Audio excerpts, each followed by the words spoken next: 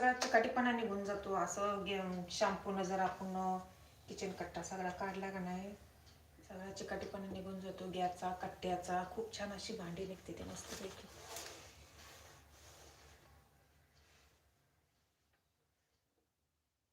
थोडंसं मीठ टाकायचं, मिठानं किडामुगी होत नाही अजिबात.